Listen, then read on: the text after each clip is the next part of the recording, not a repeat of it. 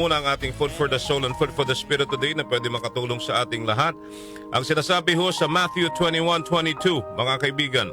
Matthew 21:22. Nasaan na ba yun? Ang sinasabi, on all things, and all things, whatever you shall ask in prayer, believing you shall receive. Why? Because when you pray, God listens. And when you listen, God talks. When you believe, God works. Alright? Napakasimple ho ng ating food for the soul and food for the spirit today. In all things, whatever you shall ask in prayer, believing you shall receive. Meaning, when you pray, makikinig ang Panginoon sa atin. At kung ikaw ay nakikinig, magsasalita ang Panginoon sa atin. At kung ikaw ay naniniwala, God works. Diba? God works, mga kaibigan. Alright. Sa Tagalog, anumang hingin nyo sa panalangin ay tatanggapin nyo kung, sandali lang, kung nananalig ho kayo o tayo. Now, tanungin po natin, ikumpara ho natin sa sarili ho natin, sa buhay po natin, itong pangkasalukuyan. Ito pong salitang ito sa Biblia na sinabi ho ng ating Panginoong Hesus, if you believe, you will receive whatever you ask for in prayer. Tanungin ho natin ang sarili natin, di ba?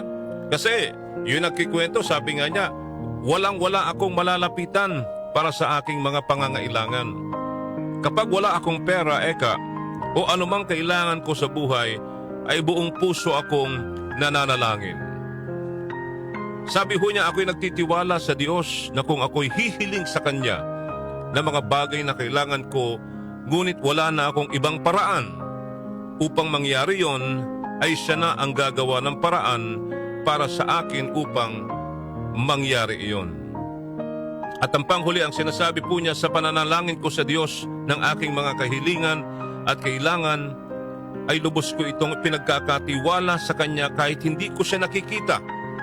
Sapagkat kung siya ang Diyos na sumasagot ng panalangin noon at nagpapakita ng himala, siya pa din ang Diyos na iyon hanggang ngayong panahon. Amen ba yun? Amen! Kaya magtiwala ho tayo sa Diyos, mga kaibigan. Wala hong hindi pwede sa Kanya. Opo. At siya po ay sumasagot, yes or no, sa ating mga kahilingan. Alright?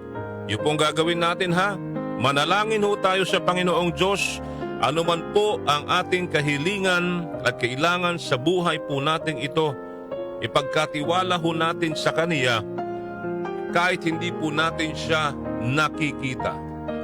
Diba? Kahit hindi po natin siya nakikita, sapagkat, uulitin ko, siya po ang Diyos na sumasagot,